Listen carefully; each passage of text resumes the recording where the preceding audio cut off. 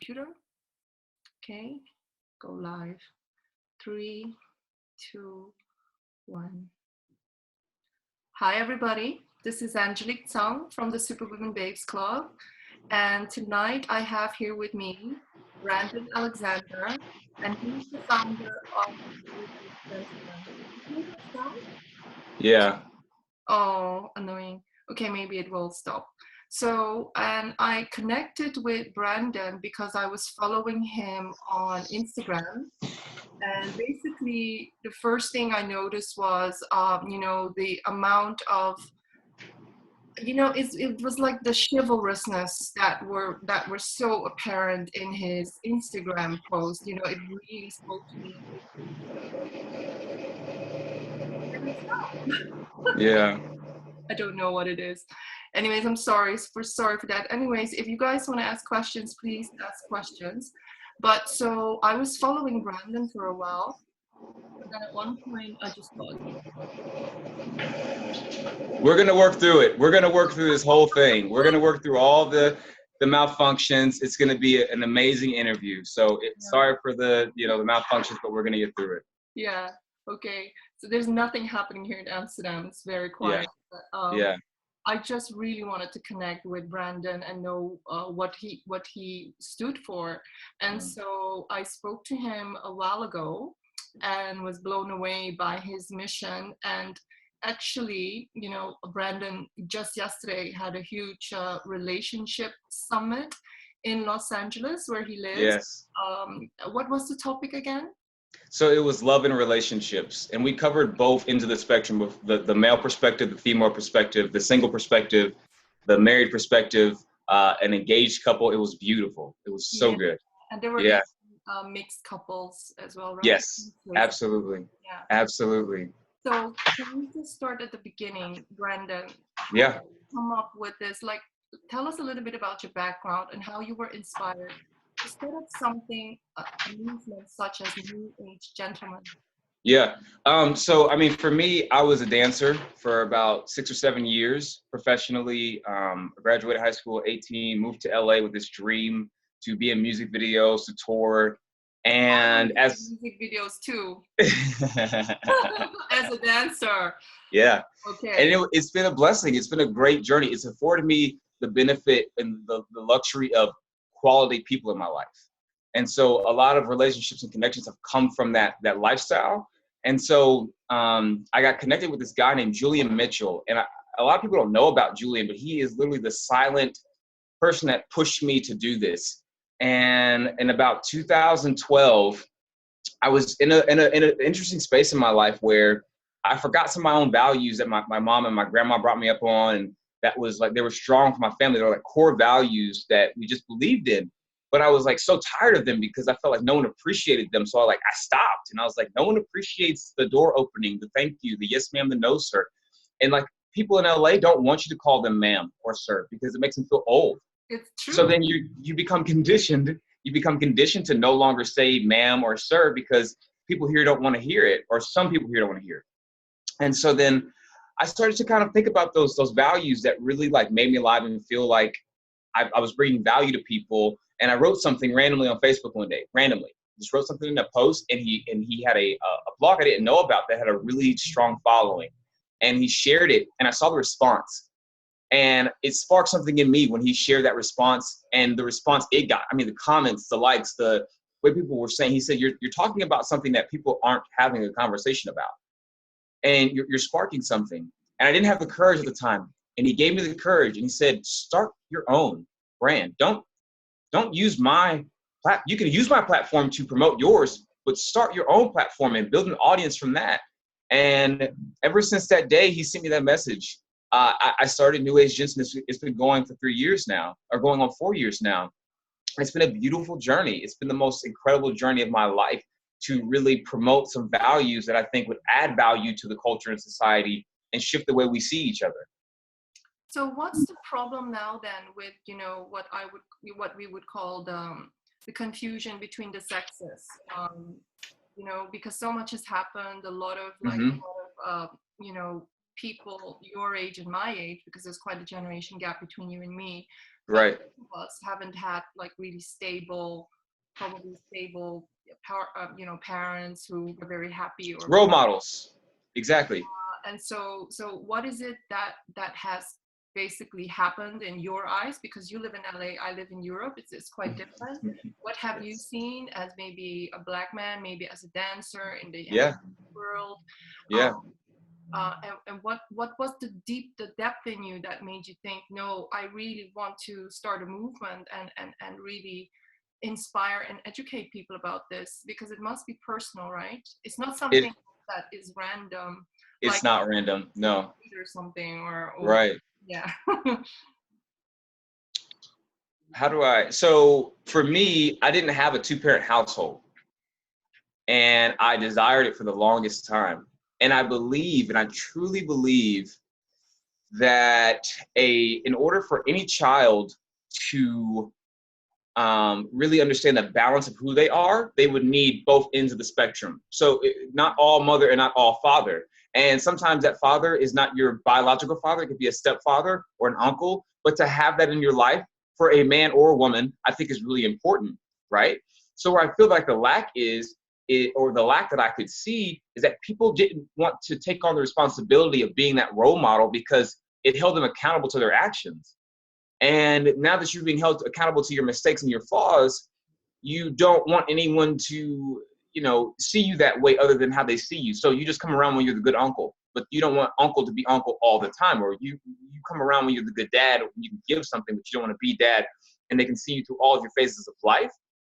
And so I could see how that was affecting the households and how it affected the children of my generation and how we ended up interacting with each other. And now we have mixtures of people that just stay together, and then people that don't want to be with anybody because they're afraid of what they saw with their parents. But not a few people are actually building healthy relationships. And that's where the concern is for me. It's not just stick together just to be with somebody so you're comfortable, and not just run away from love and relationships because you're afraid of what you saw in the household. But how do we come together and build a healthy one? And so that comes from creating strong, healthy male mentors. And that comes from creating strong, healthy female mentors and role models in society. Yeah. And so that's what I think is important, is that's why I created it, really, is kind of a mentorship through social media. Okay, wait. A lot of some people are commenting that they cannot hear it properly. Okay. So I don't know what it is. Is it better now? Okay, it's better.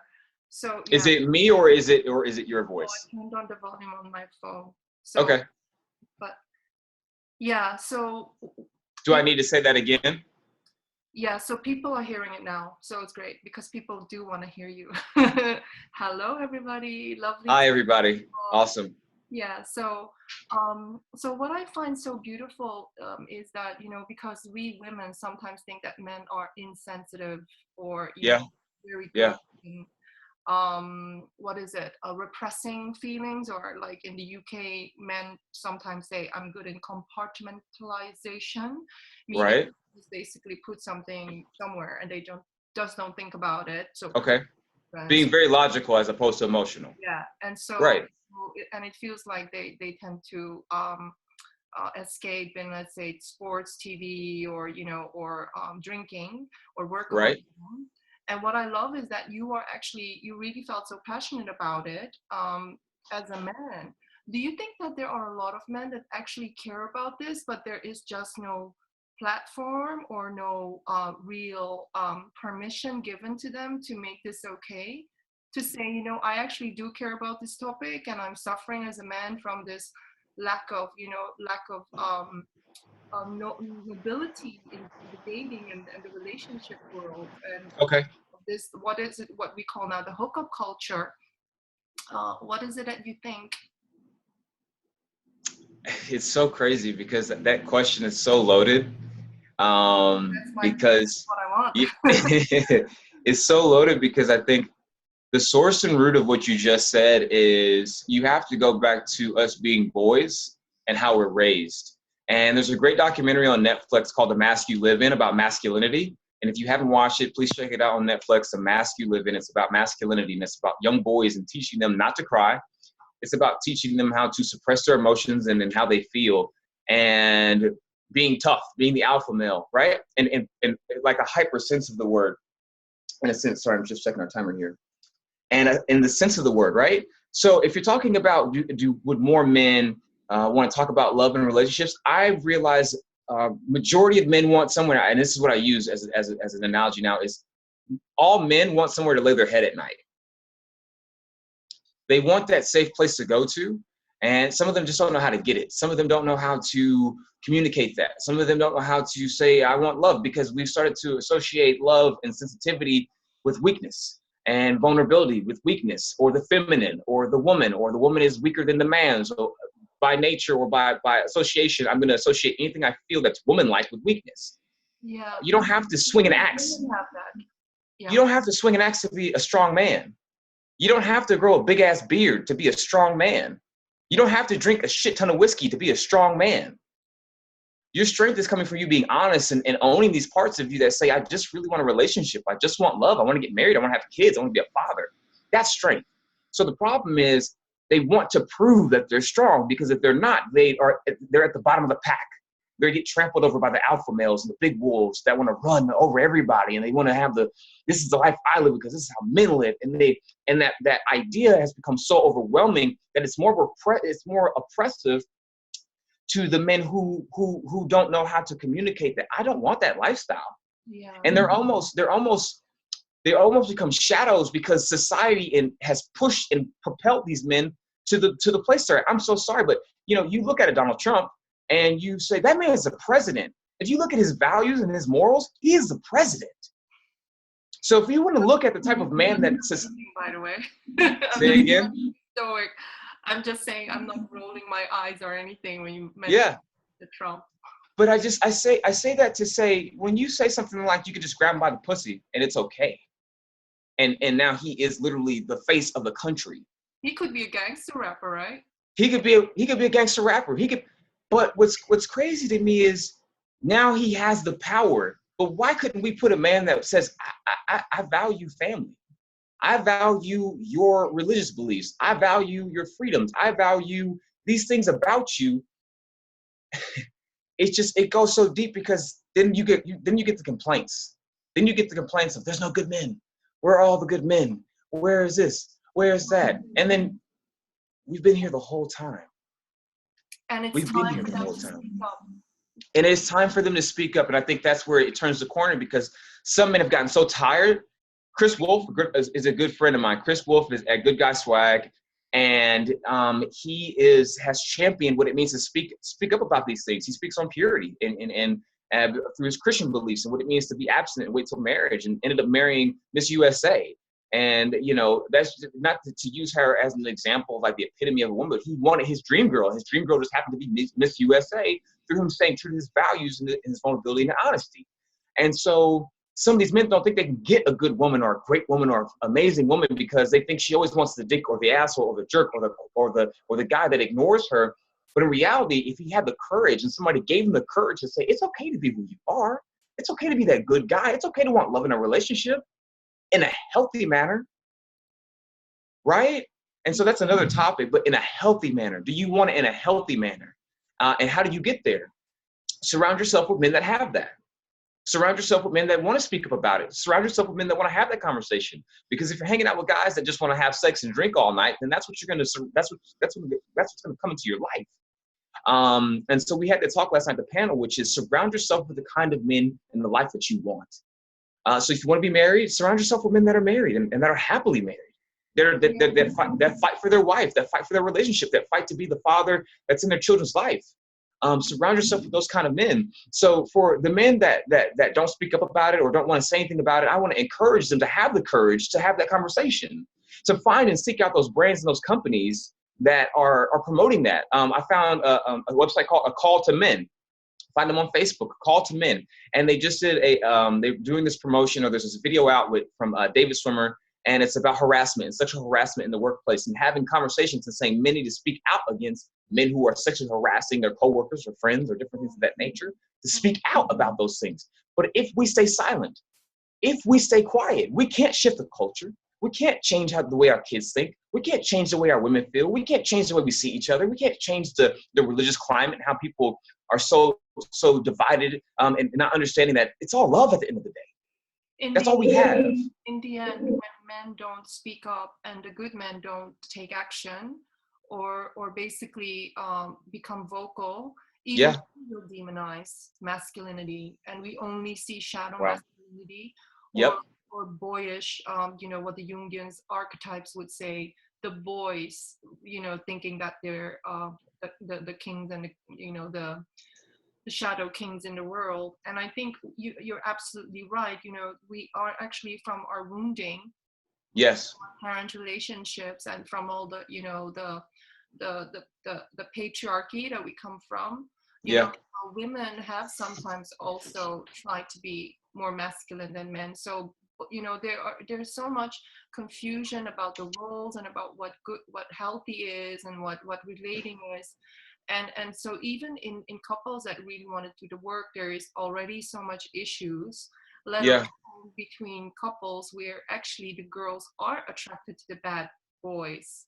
And women do think that they love a man that doesn't want them. I mean, those dynamics are just separate topics altogether. We could conference on. We could do a whole conference on it, 100%. But I just want to chime in on that bad boy thing. Yeah. What I've realized about the bad boy syndrome, it is and a lot of times it might stem from a couple things, but I found that it has to do with their father. Absolutely. It has to do with, like, daddy wasn't around and I fought for his attention and affection. So now I find men in my life that are exactly like that. So he's not a bad boy. He's a man that doesn't know how to own his emotions, just like her father. Mm-hmm. That's all it is. Or he knows how to manipulate a situation or take advantage of a situation, which her father might have done, or things of that nature. And so, we were talking last night also on the panel about getting to the root of a thing. We can label it in the obvious as a bad boy, or she just likes the bad boys. But, like, what's the real reason? Like, who wants to feel neglected all the time? Like, that's not love. Who wants to be chasing after somebody all the time? That doesn't feel good. Who wants to sit there and, like, say, don't leave, and why are you coming in the house at 3 a.m.? And he says, I don't have to tell you anything because I don't owe you anything. Like, that's not love. That's not communication. That's not partnership. That's not the person you want to raise your kids with. No. You're a one-person team at the end of the day, but they get all the benefits of all your value and your beauty and your the gifts you have to give. I'm sorry, excuse my language, fuck that. I'm sorry, get out. Yeah. Get out. Yeah. And I say that because I've also seen that in myself, and because I believe everyone's not all good and everyone's not all bad. And I think that's the conversation that needs to happen as well. Because don't just sit here and label me as a good guy because the way I talk and the way I, like, look at my actions, like, look at my life.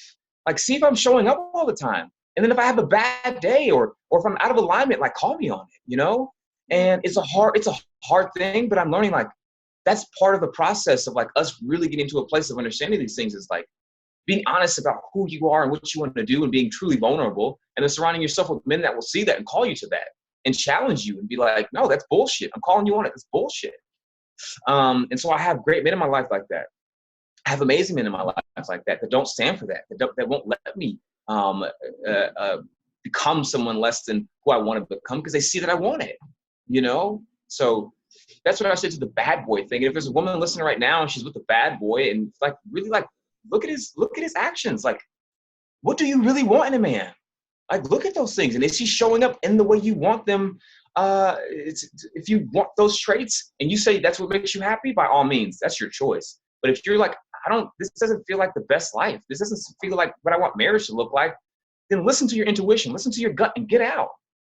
So I just want to go back to what your mission is. Yeah. I'm just reading some of the comments of the amazing women that I know.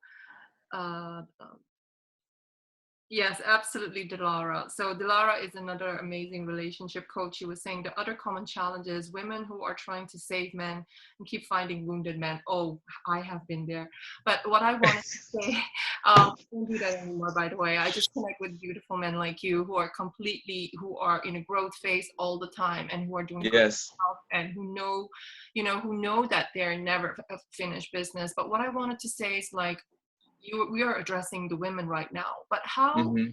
talk to a man who inadvertently, because of, let's say, macho culture or because Mm-hmm. of pressure, has found himself in a position where he is acting out the non new age gentleman values, meaning the pickup culture used, Right.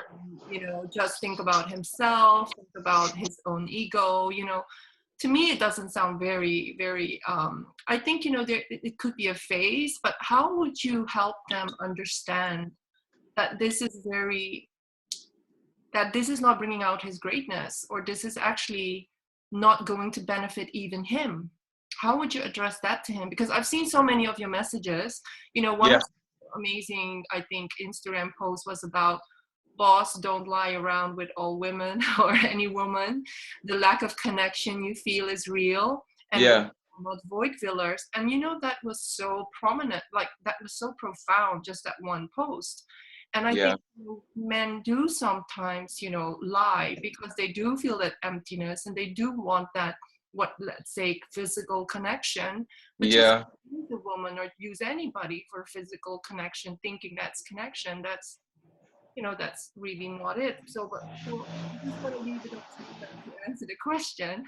I've given you enough Yeah. to think now. I think so I try not to label guys when it comes to my platform, because Absolutely. then I feel like they feel excluded from like the message. When I'm saying anybody can be a gentleman, like one of the messages I also have is like, just because you're in a suit doesn't make you a gentleman, and just because you're not in a suit, it doesn't make you not a gentleman. You know what I'm saying? And so it's weird because a lot of guys think because they have on a three-piece suit, like that's what changes them. I'm like, it's a heart. It's your heart. What's your heart about? Is it about giving? Is it about love? Is it about, if you feel this way about taking and taking and taking, what's going on the inside of you that says this is okay? Yeah. What about that says this is okay? And I've realized for me, no matter how I thought I was acting and getting what I wanted, I was never happy at the end of the day. I was never fulfilled at the end of the day. And I can't tell you how many conversations I've had with men who I've asked, "Are you happy?" Doing what they do, just doing what they do, not judging them, just asking them, "Are you happy? Is this your best life? Is this the best that you could give life?" And they would say, "No, it's just something I'm doing for right now." Openly and honestly, I have yet to run into a man who wholeheartedly believes that those actions are a way of life and that they want to live that way for the rest of their life. Yet to meet one. Meaning just chasing multiple women, scoring here and there. Yeah. Yeah. No man I know really wants that. Yeah. No man. And when I say men I know, I'm saying even a stranger I might have met and had a conversation with. Like, I'll dig to see if there are really men out there that really believe in that lifestyle. Even these alpha men that run around in packs and they go to the gym all the time. And like, if you look at the idea of that guy, right? Like, their idea is go out, party, pick up as many chicks as we can because we have great bodies, we have great jobs, and we make great money, but lack communication skills, right? So I think sometimes they hide. I think it's just a hiding thing. I think they hide behind what they think they're good at. They hide behind what they think the world wants. And part of this is changing the narrative of like what a man looks like. So if we want to go deep for like 2 seconds, we change the story, we change the narrative of what a man looks like, society as a whole. Those men that are now doing what they think men do will do what men really do, if that makes sense. They'll change the vehicle in which they travel life in and experience life in. If we, this timer just went off.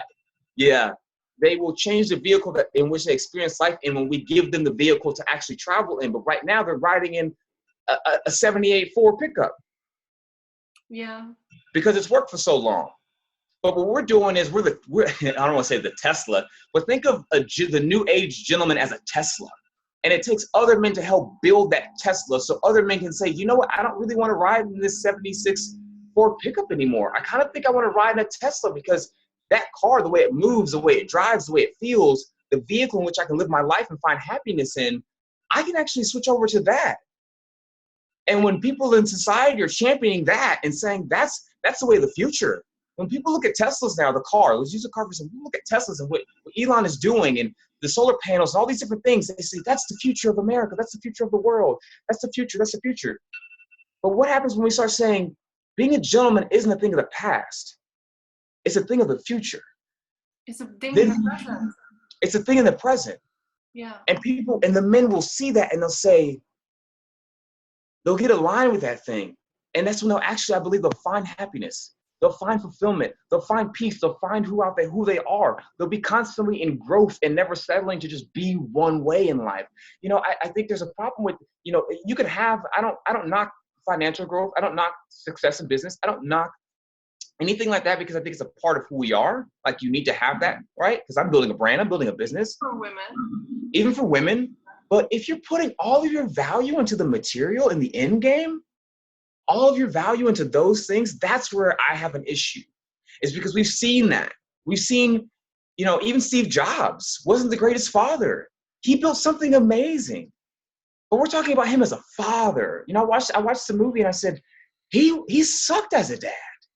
He was adopted, by the way. So, you know, you just don't know what's going on with people. No, you don't know. But I'm saying we can value our work and we can value family at the same time. Just because you have an amazing job and it's demanding does not mean you can't make time for your family. I met TJ Lanier is an amazing man, an incredible man, and he was on a panel last night with his wife Marquita, and Marquita was talking about how TJ's a great father, and that he also is running a business. Yeah. And he'll stay home with the kids and play with them, or he'll take her out on a date.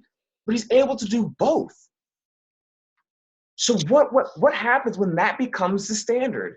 What happens when you don't have to be, I go home and bring home the bacon, but you say, I can bring home the bacon and watch the kids and put them to bed and read them a story. Can I ask you something? So Please. you as a man are trying to do your part by inspiring men, or, you know, pointing it out to men that there are other options than what has been available right now. But how do you think can a woman, you know, like a partner, a wife, or a new girlfriend, or even, you know, a marriage that has been going on for many years, how can a woman start to maybe inspire these changes in her man without making him feel wrong, without making him feel she's trying to change me, you know, like, because a lot of the time when women get feedback, they come across as, you know, a mother figure that's trying to tell them how to behave or how to make her happy, and sometimes what are ways that, according to your experience, are helpful for us as women to communicate with the most important men in our lives? I think, well, there's a couple things with this. I'll try and keep this one short because I have so many thoughts. I always have thoughts, and also experience. Like, I've seen so many things, and I have a lot of female friends, and I've been in, you know, different relationships, some long, some short, some, you know, 2 dates, 3 dates. I believe if you're talking about relationally, if you champion his strengths, right? And then know how to communicate his weaknesses, right? So instead of belittling the things he's not doing, communicate to him. Yeah. Instead of belittling him in the way he's not showing up, like, find a way to communicate that to him. It's not going to be comfortable ever, because we were talking about that last night, is communication is not easy. So it may sound easy to say, hey, I think you should work on this part about yourself. Like, that's never going to be received openly and honestly, no matter what phase in life. I mean, the couple that's been married for over 12 years, they were saying communication is so hard between them. So finding a way to communicate that so that's not that it's not coming from a place of hurt, like, you didn't do this, I'm hurt, now I'm going to put that hurt on you, because I've seen that. Like, I've seen what that does, and I've done it myself, so I know what that looks like. Putting your, you know, what you really need or what you believe they can do in a relationship, and then using that against them as a weapon, as opposed to giving them something to do life with, a tool, right? And then another thing is when the woman you care about champions your strengths, whether it's communication, you're a great worker, you're great at this. it's that pat on the back that every boy wants. And I think men, we really value validation. We really value respect. We really value those things. And that's what makes us go do it more. And sometimes that communication and validation may not be through always open verbal communication. That validation can come from just like the physical act of, like, you know, the way you treat me physically. And that doesn't always mean sex, but it's just like, how do you treat me physically? What's your body language to me? Are you melting into me? Are you allowing me to be the man in this space? And so that's in relationships. And then also for women, like, I mean, I think our relationship is great because you are literally saying, I love what you're doing. We don't have any connection outside of that. You say, I love what you're doing, and it encourages me to do it more. So I think that's what's important too, is when you have women in your life that you may not be romantically involved with, them being vocal and open about, like, I believe in what you're doing and what you have to offer as a person. And that will make that man say, I should do more of that and seek more of that. And so I think that's where we start at, is just really championing, or when you champion someone and when you push them and you encourage them in a direction that you see is good for them and healthy for them. It's like somebody working out, you know, they may not have did the best workout, but dang, you did great on the bench press today. You did great on the squat today, but next time, you know, you try to go a little bit further on your laps, or beat your time, or something. It's an area they were weak in. You're not making them feel small or bad about what they did, right? But you're also saying at the same time, I'm going to encourage you. So it's that balance of, like, the breaking down and building up. And I think that's what's important from on the female perspective. That's what's helped me in my life. My mom is a great example of that, the breaking down and the building up. So if you do that for a man, I think he'll naturally want to change organically, as opposed to feeling like he's forced to change. Yeah. What has been the most powerful responses? Is there a lot of polarity in the way that people respond to your message? Like, are there a lot of macho men, like, opposing your message, or do they just shut up because they don't even feel like they need to say anything? You know, what are the type of responses you get as the founder, you know, on your messages? Because I know it's, you know, of course you get a lot of likes and loves, but do you sometimes, are they from men and women? You know, what type of things? Both. I get both.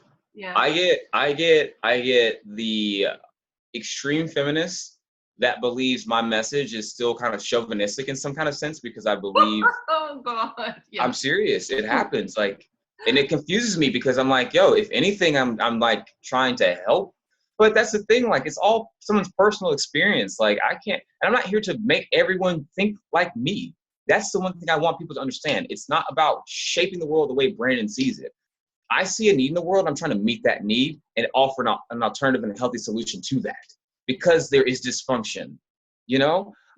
So I get met with the guy that he's got something to prove and he wants to leave a nasty comment, or I get something with a female who feels like I worded something wrong. And, you know, for example, one of my favorite posts that I put up was gentlemen or guys, and it was from my friend Connor at Man Talks, but it was like, a good woman is your best investment. And they were saying I was saying it as if it was like you're a piece of property and I'm investing in property. I'm saying there are other types of investment other than financial. You have physical investment into somebody. You have emotional investment into somebody. You have time that you invest into somebody. Yeah. It just means that, you know, you're putting your time and your value into something that you know is good, or you believe is good. You're pouring into that thing. And I don't want to sit here and have an all-out Twitter war with somebody. I don't comment back a lot of the times because I don't want to waste my energy with it. No. Some of my friends will actually comment back for me and, like, check these people. And it's funny because then I say, that's how I know I have good people around me, you know? And when my friends are like, are you kidding me? Like, are you kidding me? Like, you think this guy's message is really trying to make you feel like less of a woman, or that you're a piece of property, or all these different things. And so I get both. But at the end of the day, if I wasn't met with opposition, I don't think I wouldn't know that I'm on the right path. My life has always been strictly based on that. When I'm met with opposition, I know I'm going the right way. But if it's just clear and free, I'm scared and nervous. I find freedom in that opposition. And I was telling somebody last night, and before we'll be ending soon. But I think about Martin Luther King. I think about Malcolm X. I think about anybody that's had a message. I identify with them because they're Black men, right? And I see myself in them. And I think about what they faced. They had a message that they believed in, and they were killed for it. So if you're not being met with opposition because of something you believe in, then you're not shaking the world. When you shake the world, you will, when you rattle that tree, you're not just going to get fruit, you're going to get a tarantula. You're making a dent in the universe. You're making a dent in the universe. And so I appreciate that they are a confirmation of my alignment in my message and what my mission as an old man here. You're not My a mission. man. No, old soul, Yeah. you know, but I believe that they're the indicators. You know, I love the you know, the people that agree with the message, but I think without those people that oppose it, it just shows you that like the world's not all the same and that everyone still has their different views. And it's not a matter of me trying to make it about right and wrong. Like that's not what it's about. I'm not trying to say you're wrong, I'm right. I'm saying this is my message. This is what I believe in. You can either get in step or you can do whatever you want to. So that's how I feel about the haters, quote unquote. I want to ask you something. Did you watch the movie Hitch? Yes, I did watch the movie Okay, Hitch. so I actually did a movie analysis night in London with Jake Okay. and his wife Keltner Morgan on this amazing movie of Hitch. And when you talk about courtship, right? I was Yes. actually just really thinking about what Hitch was teaching to The these, whole movie. basically Yeah. teaching them to go into the part of them that was going to be confident, that was Yeah. going to sweep her off her feet. Yeah. And I was just thinking, what do you understand? What do you define as courtship? Is it just more, you know, treat her like a lady? You know, what if, Mm-hmm. you know, well, how would you see it? Because I know that what Hitch was doing, he was basically creating opportunities for these men, but there was a real acquisitional goal in there, meaning he was helping them to get the girl. There was like a guarantee, I think, in his coaching or artist strategy.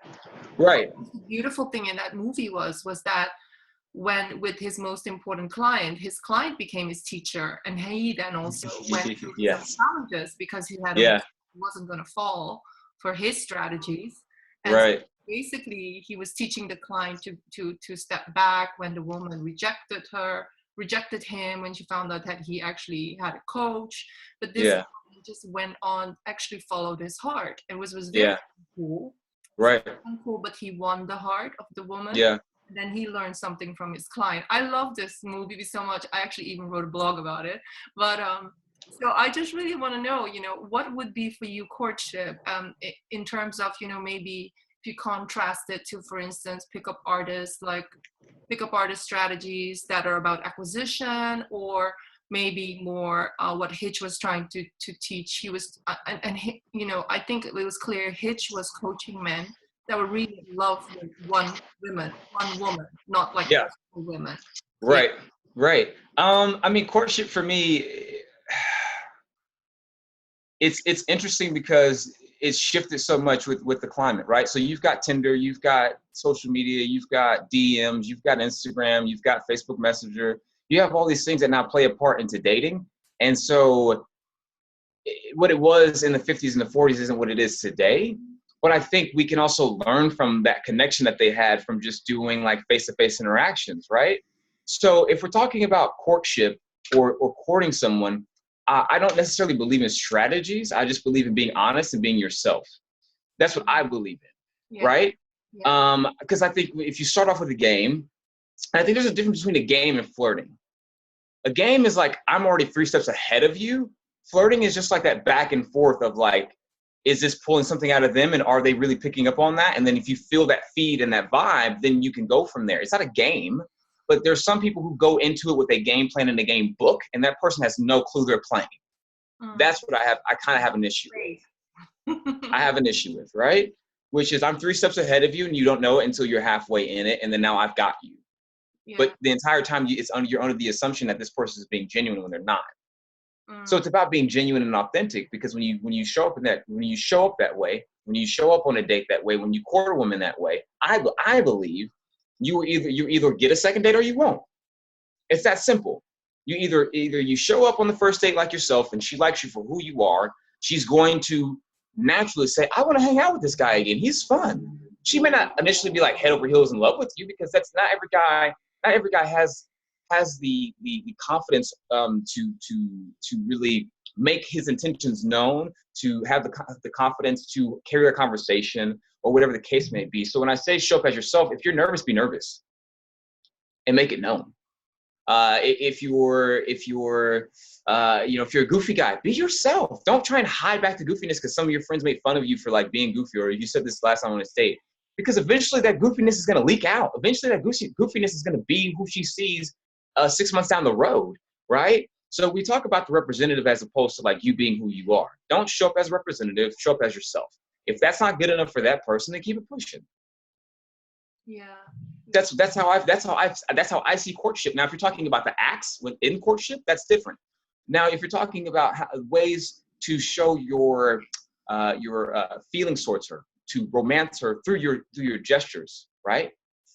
I believe that's a part of courtship that I believe every man should implement in some way, shape, or form. But the core of it means it has to come from you, right? So if you are an artist and you play the guitar, right? Why not play the guitar for her, right? As a way of showing, this is my gift. I want to give it to you as a gift. Yeah. If you draw her something. If you play the piano, set up something really nice and you play the piano for her. But let it be you in the form of a gift, outside of outside of just material gifts that we would give, whether it's flowers or candy or a necklace or perfume or different things like that. Like, also find those other gifts that you can give to somebody. It could be, anything outside of what you would normally consider a gift. Because I find out those sometimes are the most valuable gifts. Freshly picked flowers instead of buying them, maybe, like he went to take the time to go pick them. Yeah. And say, I went and picked these flowers I was thinking of you. Yeah. Like you're smiling right now thinking about it, because you're like, how sweet would that be if a guy just did something out of the kindness of his heart in the moment, was thinking of me, and then showed me through a gift.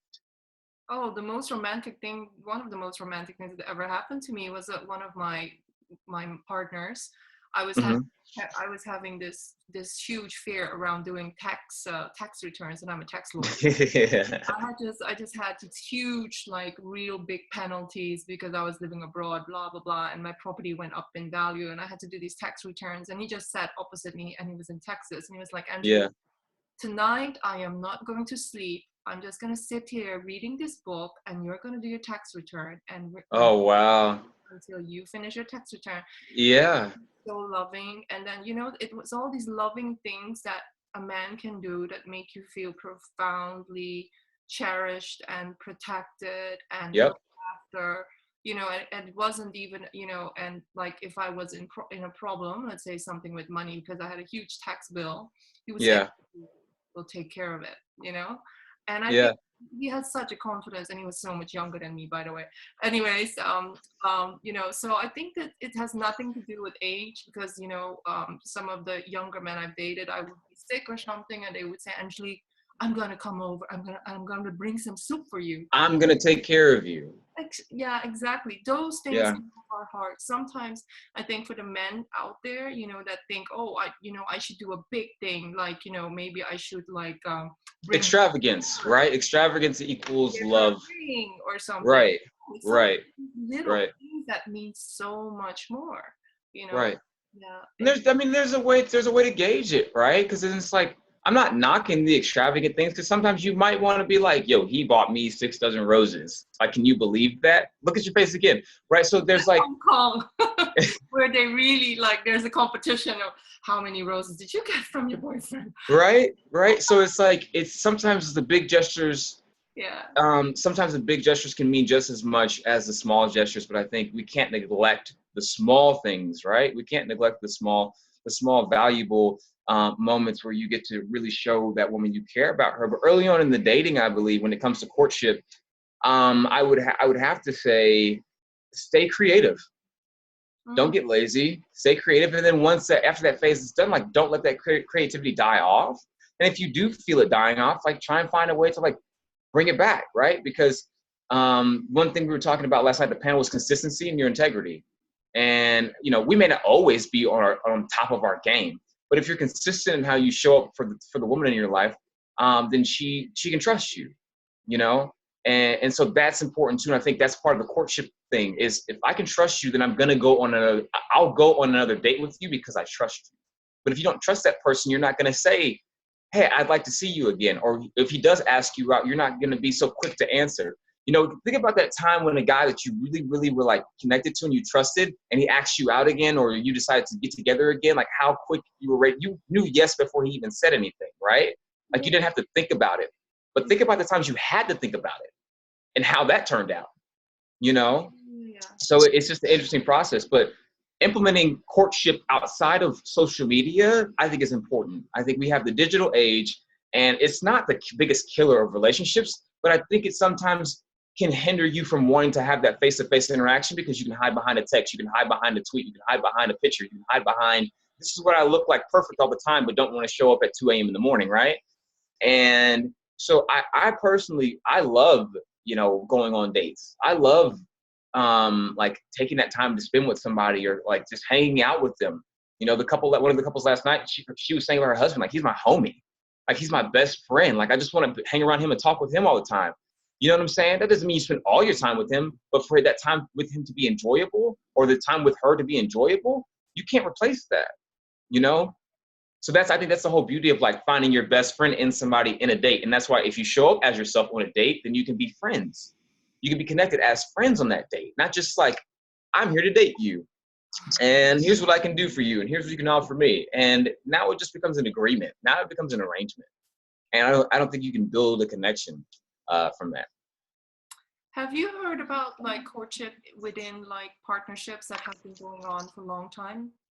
You know, like couples that were married for a long time with kids, and you know, and they go on date nights. Oh my God, yeah. Come on. That's like the way to success. That's like asking somebody, like, that's like talking about ways to build a successful business. Like, that's one of the keys, right? It's like, don't stop dating them. Don't stop courting them. A lot of men I know, they call their wife their girlfriend.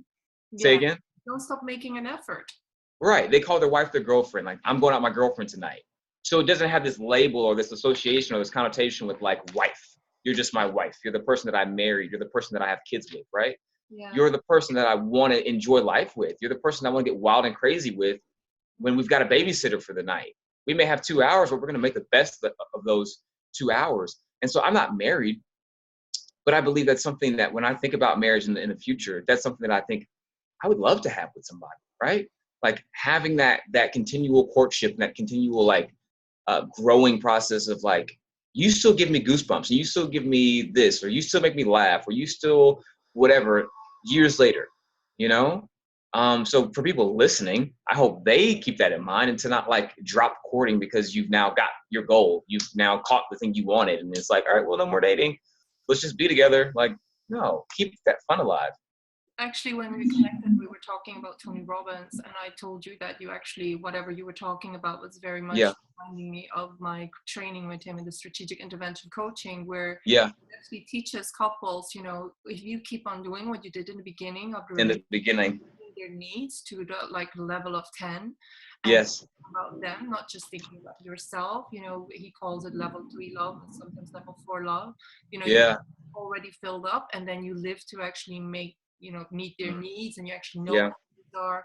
These people will become addicted to you, and then basically it's really going to a different worldview where we don't make our partners we don't blame our partners for us not feeling fulfilled, or us not feeling loved, or us not feeling healed, Right. or Right.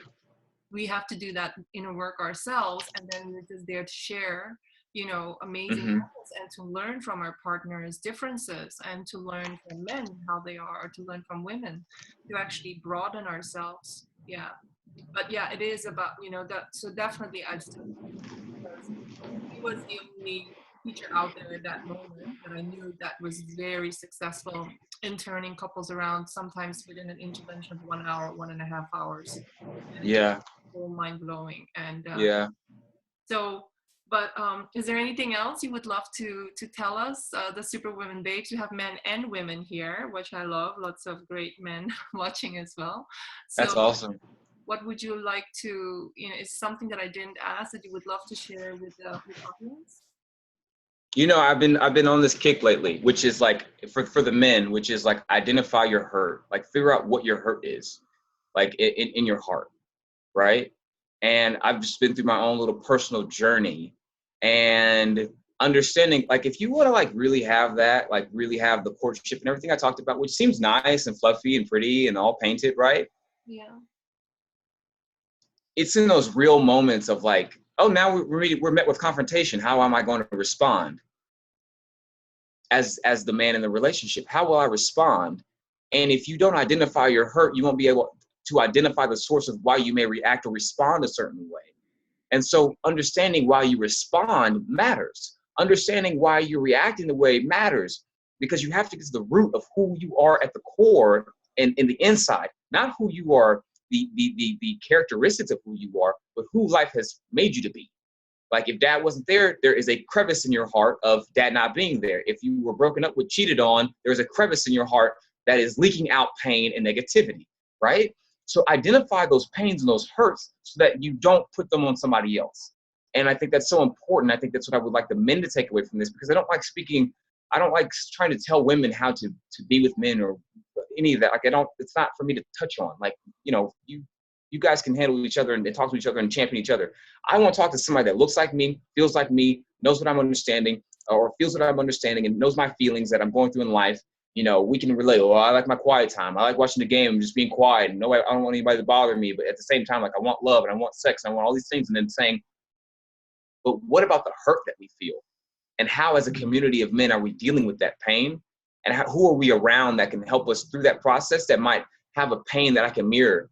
I think that's why connecting with Richard was so powerful for me, because he heard me in two sentences of me speaking to him. He heard my pain and called it out immediately, and we could have a real conversation. I'm going to interview Richard, by the way. Richard is an amazing guy from Yes. In Canada. I think he is from Canada.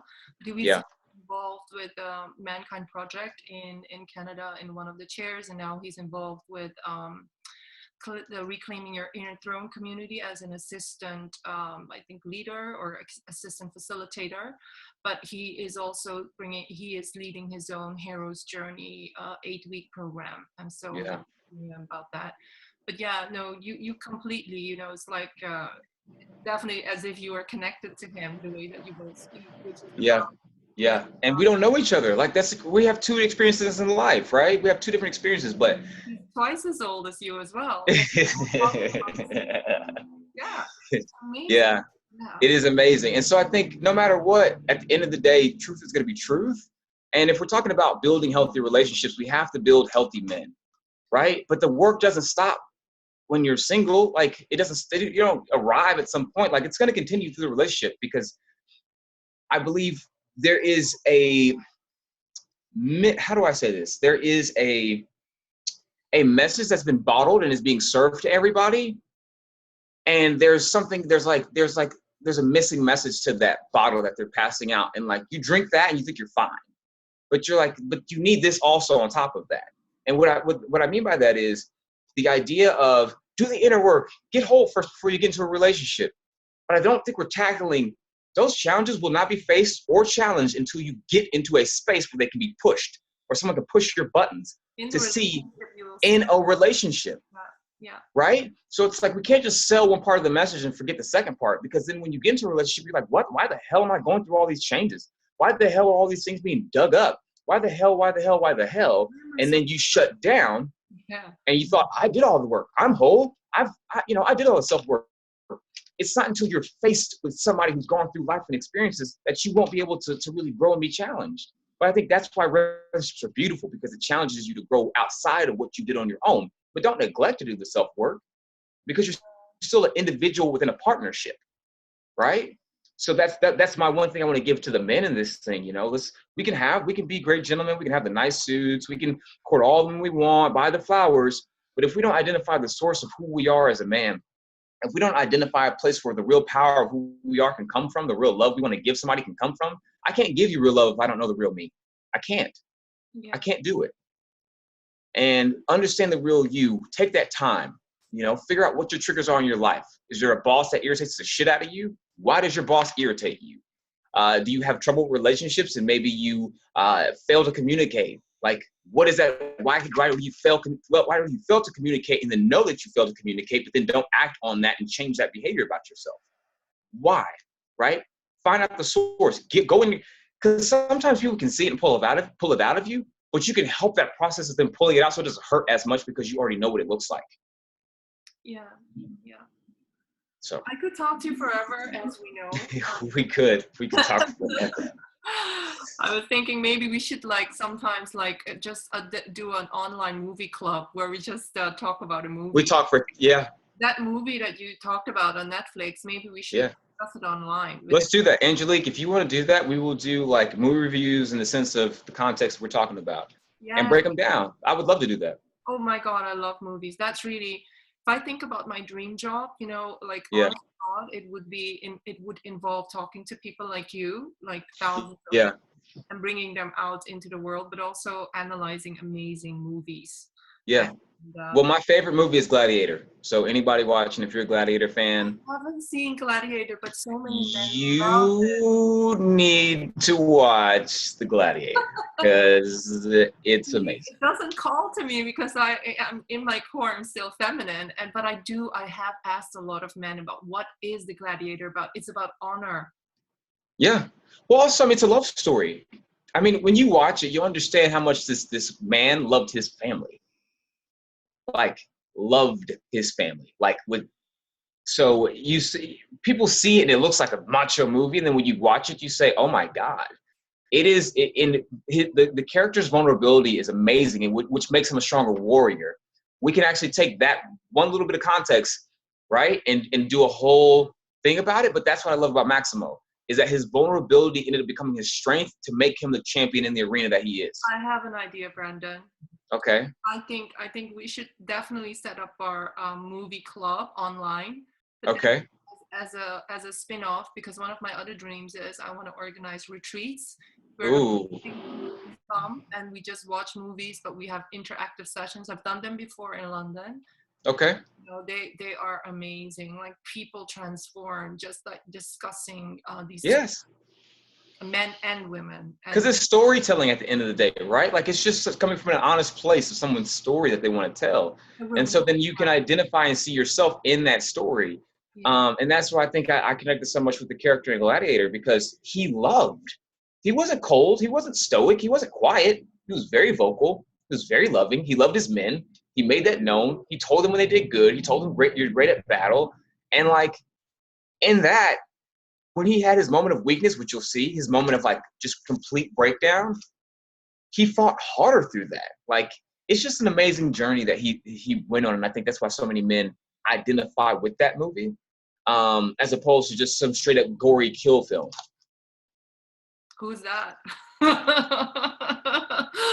I only seriously, I have this radar in my body that just brings me to see the right movies. And the only there are a few men I will listen to, my brother is one of them. But other than that, if I shouldn't see a movie, I won't see it. It's literally I don't have time for it. Yeah. I won't make time for it. But Gladiators, Well, we're gonna change that, Angelique. We're gonna watch Gladiator. We'll put it on the screen somewhere and we'll watch Gladiator. Everybody will tune in for it. But awesome. I'm excited about this amazing creative idea. And thank you everybody there that has listened, that has commented. There will be much more people watching the replay. I really thank you from the bottom of my heart for being here tonight and being so passionate about what you do. Lots of people love listening to what you had to say. You definitely are creating something amazing. So please keep on doing what you're doing. And I definitely would love to be one of the collaborators because I enjoyed so much. And I think we did a lot of fun stuff. Anyways, I'm gonna finish it now, and so that people will want more. Okay. Okay, I'm gonna stop the Facebook live right now. And I'm gonna finish this recording as well and upload it onto YouTube. Hey, I'm just gonna post it. Yeah. I'll talk to you later soon. Yeah. Awesome. Thank you. Bye. Thank you.